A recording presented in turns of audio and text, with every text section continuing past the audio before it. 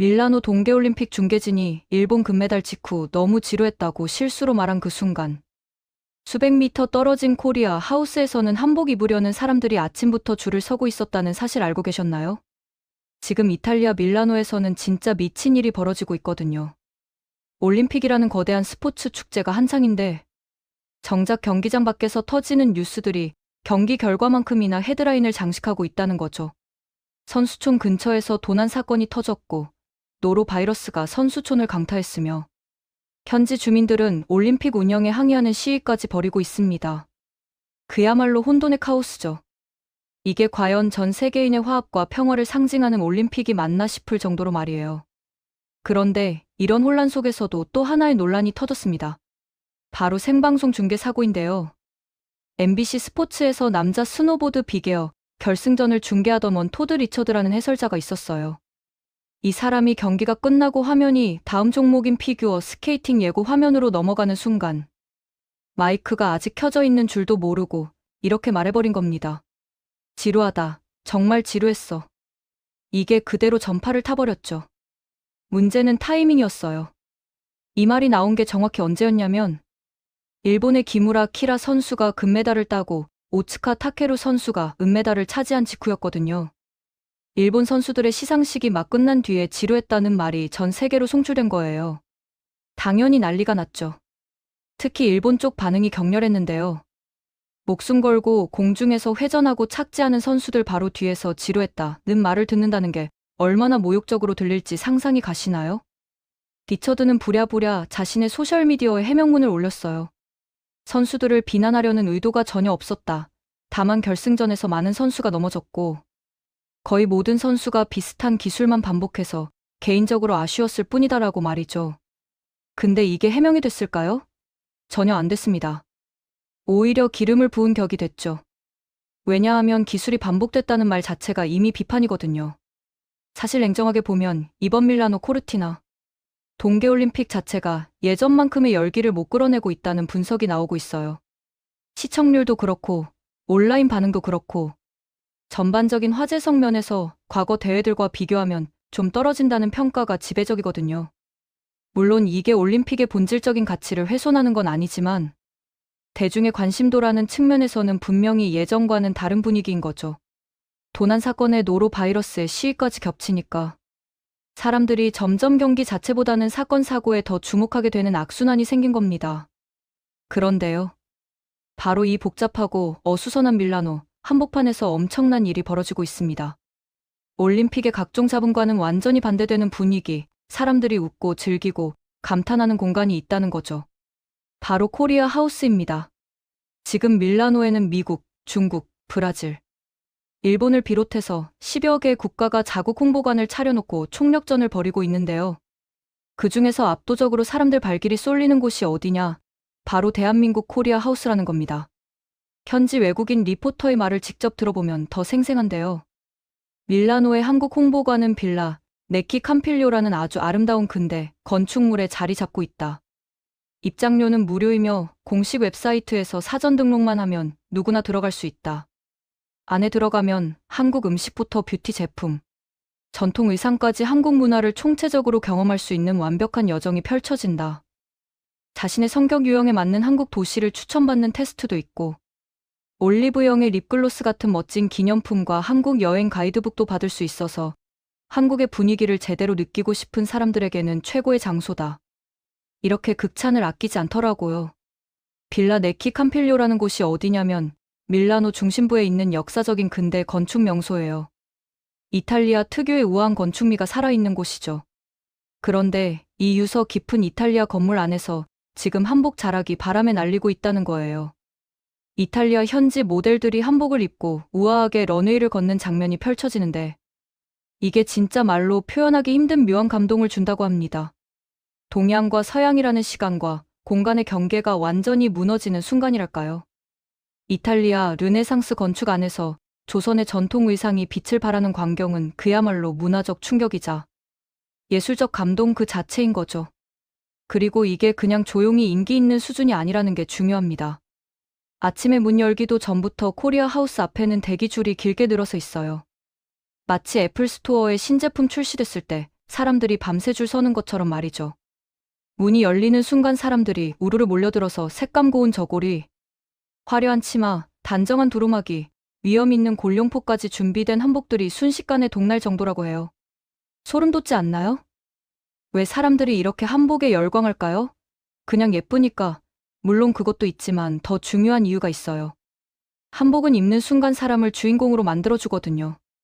그냥 구경꾼이 아니라 이야기의 중심이 되는 거예요.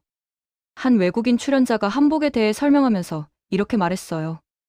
우리가 흔히 K-팝 아이돌들이 입는 현대적인 한복이나 사극에서 보는 조선시대 한복만 떠올리기 쉽지만 사실 한국은 오래전부터 통일된 단일 국가가 아니었기 때문에 매우 풍부하고 다양한 역사를 가지고 있다. 나는 지금 삼국시대를 배경으로 한 책을 쓰고 있는데 특히 신라 시대의 한복을 좋아한다. 상의가 길고 우아하게 흐르는 실루엣과 허리띠가 너무 아름답다. 당시 신라의 수도 경주는 금이 너무 많아서 황금의 도시라고 불릴 정도였는데 그래서 의상에도 금 장식이 화려하게 들어간 점이 정말 매력적이다. 이 정도로 디테일하게 한국 역사를 공부하고 한복의 시대별 특징까지 파악하는 외국인들이 있다는 게 놀랍지 않나요? 이게 단순히 예쁜 옷 입어보는 수준을 넘어서 한국 문화에 대한 진지한 탐구와 애정으로 이어지고 있다는 증거거든요. 실제로 한국을 방문하는 외국인 여행객들에게 한복 체험은 이제 필수 코스가 됐습니다. 경복궁 근처의 한복 대여점들은 외국인들로 북적이고 추운 날씨에도 아랑곳하지 않고 한복을 입고 돌아다니는 외국인들을 어디서나 볼 수 있죠. 밀라노에서도 똑같은 현상이 벌어지고 있는 겁니다. 미국에서 온 학생들이 한복을 입는 순간 표정이 완전히 달라져요. 치맛자락을 살짝 잡고 빙글빙글 돌면서 마치 왕실, 무도회에 초대받은 공주들처럼 우아하게 스텝을 밟는 모습이 정말 인상적이거든요. 추위에 볼은 빨개졌지만 사진 촬영만큼은 절대 놓칠 수 없다는 표정이죠. 아기와 함께 여행 온 미국인 엄마도 한복을 입고 거울 앞에서 연신 감탄해요. 그 옆에서 전문가들이 순식간에 머리를 닦고 꽃장식을 꽂아주는데 그 솜씨가 거의 예술의 경지입니다. 남편도 골룡포를 입고 등장해서 폼을 잡으며 사진을 찍는데 분위기가 제대로 나죠. 하지만 그날의 진짜 주인공은 조그만 한복을 입은 귀여운 아기였다고 합니다. 한복의 마법 같은 점이 뭐냐면요. 평소에 카리스마 넘치고 쿨한 스타일의 여성들도 한복을 입는 순간 분위기가 확 바뀌어요. 표정이 부드러워지고 마치 선녀 같은 모습으로 변신하는 거죠. 이래서 사람들이 한복에 빠지는 겁니다. 입는 순간 사람 자체가 달라 보이니까요. 한복을 입은 외국인 커플은 서로를 향해 고개를 숙이며 전통 방식으로 인사를 나눠요. 마치 사극 속 첫 만남 장면처럼 완벽하게 연기를 해내는 거예요. 그러다가 갑자기 검을 꺼내 들고 장군 같은 포즈를 취하는데 본인들도 너무 멋있는지 카메라를 멈추지 못합니다. 신기한 건 한복은 입기만 하면 자동으로 사람이 점잖아진다는 거예요. 평소에 엄청 활발하고 장난기 많은 외국인 남성도 한복을 입더니 뒷짐을 지고 천천히 걸어가다가 갑자기 양손으로 손가락 하트를 날리며 귀여운 에너지를 폭발시키기도 하죠. 그러다가 다시 정신 차리고 근엄한 모드로 돌아가는 모습이 진짜 재밌어요. 이 갭 차이가 한복의 매력이자 한국 문화의 매력인 것 같아요. 전통과 현대가 자연스럽게 공존하는 느낌이랄까요. 날씨가 아무리 추워도 한복만큼은 포기할 수 없다는 사람들의 열정도 대단합니다. 영화의 날씨에도 안 추운 척하며 하트를 만들고 사진을 찍는데 촬영이 끝나고 나서 다시 패딩을 잔뜩 껴입고 덜덜 떠는 모습이 안쓰러우면서도 귀엽죠. 한복의 아름다움을 위해서라면 추위쯤은 감수하겠다는 거예요. 외국인들은 한국의 담벼락조차 너무 멋지다고 말해요. 돌담 앞에서 발이 떨어지지 않는다며 빙글빙글 돌 때 치마가 바람에 퍼지는 순간이 한편의 영화 같다고 감탄하는 거죠. 성별에 대한 고정관념도 완전히 깨버리는 모습이 인상적이에요. 가장 마음에 드는 옷을 고르라고 하니까 미국에서 온 청년들이 전부 여자. 한복 코너로 직진해서 화려한 치마와 양산을 장착하고 상남자 포스로 걸어 나오는 거예요. 이게 전혀 이상하지 않고 오히려 멋있어 보인다는 게 한복의 힘이죠. 또 어떤 미국 여성들은 영상 촬영을 위해 미국에서부터 춤을 연습해 왔다고 해요. 북촌의 돌담을 배경으로 한 명씩 돌아가며 춤 배틀을 벌이는데 한복을 입고 현대 댄스를 추는 모습이 전혀 어색하지 않아요. 오히려 전통과 현대가 조화를 이루며 새로운 아름다움을 창조하는 것처럼 보이거든요. 이렇게 현장에서 한복을 직접 입어보는 순간 사람들은 진짜 매력에 완전히 빠져버립니다. 단순히 예쁜 옷을 넘어서 한국의 오랜 역사와 철학이 담긴 소중한 문화유산이라는 걸 몸소 체험하게 되는 거죠. 한복의 선과 색감, 실루엣은 서양의 어떤 의상과도 다른 독특한 아름다움을 가지고 있어요. 직선과 곡선이 조화를 이루고 화려하면서도 절제된 색감. 몸의 곡선을 드러내지 않으면서도 우아함을 표현하는 디자인 철학은 수백 년의 세월이 만들어낸 예술작품이나 다름없습니다. 특히 밀라노 코리아 하우스에서 열린 한복 패션쇼는 말 그대로 난리가 났어요. 전통과 현대가 섞인 한복이 런웨이를 가르는 순간 사람들이 와하고 탄성을 지르며 몰려들기 시작한 거예요. 저게 뭐야? 저 옷 너무 아름답다며 카메라가 줄을 서고 실시간으로 영상이 소셜미디어에 쏟아졌죠. 이탈리아 현지 모델들이 한복을 입고 걷는 모습이 얼마나 우아했는지. 패션의 도시 밀라노, 사람들조차 감탄을 금치 못했다고 합니다. 생각해보세요. 밀라노가 어디예요? 세계 4대 패션 위크가 열리는 패션의 성지 아닙니까? 구찌, 프라다, 베르사체, 돌체앤가바나 같은 명품 브랜드의 본거지죠. 패션에 대한 안목이 세계 최고 수준인 사람들이 모여있는 도시에서 한복이 이렇게 폭발적인 반응을 얻고 있다는 게 얼마나 대단한 일인지 아시겠어요? 이건 단순히 신기해서 보는 게 아니라 진정한 아름다움을 인정받았다는 뜻이거든요. 현지 패션 관계자들과 올림픽 선수들까지 한복을 입어보고 거울 앞에서 포즈를 취하고 서로 사진을 찍어주느라 분주했다고 해요. 각국의 올림픽 선수들이 경기복을 벗고 한복을 입는 장면이 얼마나 인상적이겠어요. 미국 선수, 유럽 선수, 남미 선수들이 한복을 입고 환하게 웃으며 사진을 찍는 모습은 그 자체로 문화 교류의 아름다운 순간이었을 겁니다. 코리아 하우스의 성공은 단순히 한복만으로 이루어진 게 아니에요. 한국 음식 체험 코너도 엄청난 인기를 끌었거든요. 김치부터 비빔밥, 떡볶이, 한과까지 다양한 한국 음식을 맛볼 수 있었는데 특히 김치의 반응이 뜨거웠다고 합니다. 처음에는 이게 뭐야, 냄새가 좀 강하네 하던 사람들이 한 입 먹어보고 나서는 와, 이거 중독성 있는데? 하며 계속 먹게 되는 거죠. 발효 음식 특유의 깊은 맛과 감칠맛이 이탈리아 사람들의 입맛까지 사로잡은 겁니다. 한국 뷰티 제품 체험 코너는 또 어떻고요? 특히 올리브영 코너가 있었는데 립글로스부터 시작해서 각종 화장품과 스킨케어 제품들을 직접 테스트해 볼 수 있었어요. 한국 화장품의 품질이 얼마나 좋은지 이미 전 세계적으로 소문이 자자하잖아요. K-뷰티 열풍이 어제 오늘 일이 아니죠.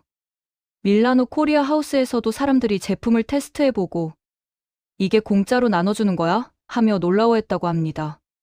그냥 홍보관 수준이 아니라 한국 문화를 총체적으로 경험할 수 있는 복합 문화 공간으로 기능한 거죠.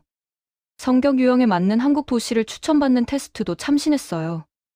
예를 들어 활발하고 트렌디한 사람에게는 서울 홍대나 강남을, 조용하고 여유로운 사람에게는 전주나 경주를, 자연을 좋아하는 사람에게는 제주도나 강릉을 추천하는 식이었죠. 이런 인터랙티브한 콘텐츠가 단순히 구경만 하는 홍보관과의 차별점이에요. 참여하고 체험하면서 자연스럽게 한국에 대한 호감도와 관심도가 높아지는 구조인 거죠. 한국 여행 가이드북도 무료로 배포했는데 이게 그냥 대충 만든 책자가 아니라 정말 퀄리티가 높았다고 해요.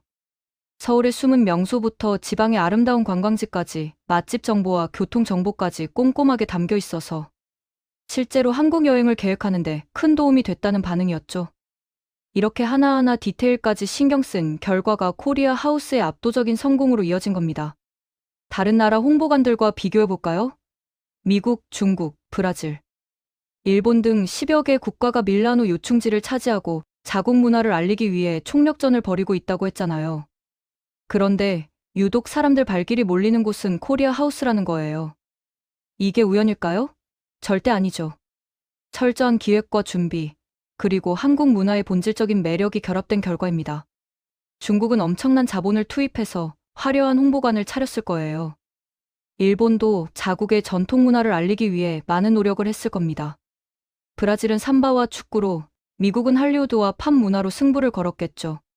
하지만 결과는 어땠나요? 코리아 하우스 앞에는 아침부터 줄이 늘어섰고 사람들은 한복을 입기 위해 기꺼이 기다렸으며 한국 문화를 체험한 뒤에는 감동의 소감을 소셜미디어에 올렸습니다. 이게 바로 소프트 파워의 힘이에요. 군사력이나 경제력으로 사람들을 억지로 끌어당기는 게 아니라 문화의 매력으로 자연스럽게 사람들이 찾아오게 만드는 거죠. 한국은 지금 K-팝, K-드라마, K-푸드, K-뷰티로 전 세계를 매료시키고 있어요.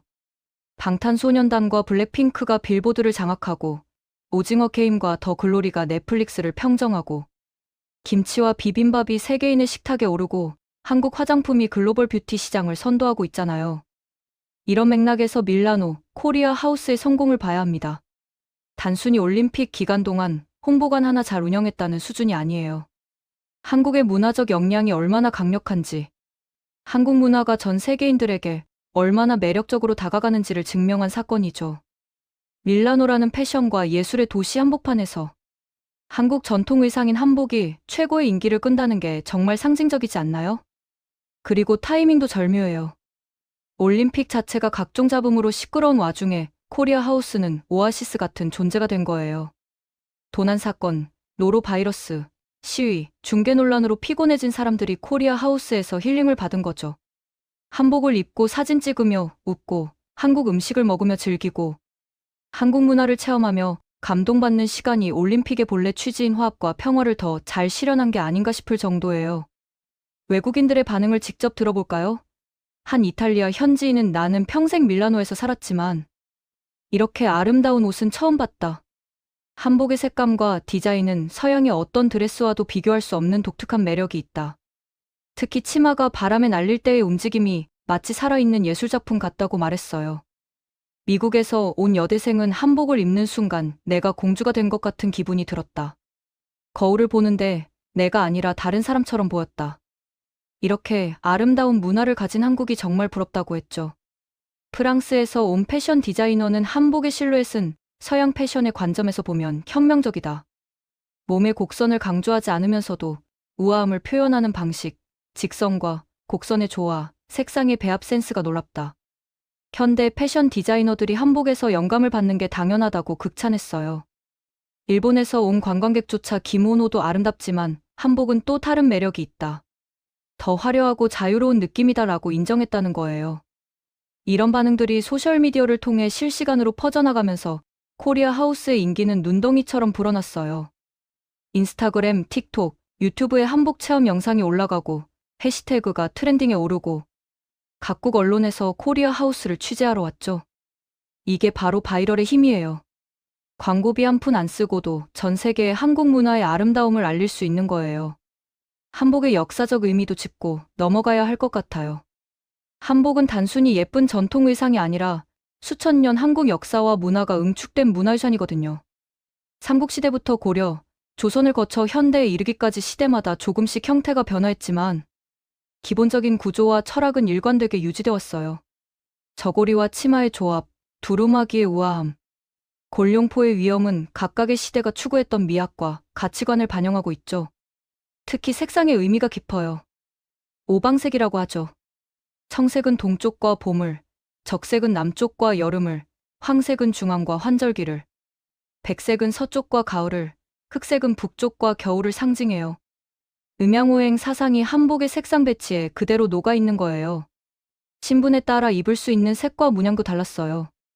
왕은 황색을, 왕비는 적색을, 관료들은 각자의 풍계에 맞는 색을 입었죠. 이런 디테일들이 한복을 단순한 옷이 아니라 하나의 문화적 텍스트로 만들어주는 겁니다. 그런데 현대의 한복은 이런 전통을 계승하면서도 현대적으로 재해석돼요. 밀라노 코리아 하우스에서 선보인 한복들도 전통 한복과 퓨전 한복이 함께 전시됐는데 둘 다 엄청난 인기를 끌었다고 해요. 전통 한복은 격식과 우아함으로, 퓨전 한복은 세련됨과 트렌디함으로 각각의 매력을 발산한 거죠. 이게 바로 한복의 강점이에요. 전통에 머물지 않고 끊임없이 진화하면서도 본질은 잃지 않는다는 점이요. K-팝 아이돌들이 무대에서 입는 한복을 생각해보세요. 방탄소년단이 한복을 모티브로 한 의상을 입고 미국 무대에 섰을 때 얼마나 화제가 됐어요? 블랙핑크가 한복 스타일의 드레스를 입고 코첼라 무대에 올랐을 때 전 세계 패션계가 주목했죠. 전통 한복의 성과 색감을 현대적으로 재해석한 이런 시도들이 한복을 박물관 속 유물이 아니라 살아 숨쉬는 문화로 만들어주는 겁니다. 재밌게 보셨다면 구독과 좋아요, 알림 설정 부탁드립니다.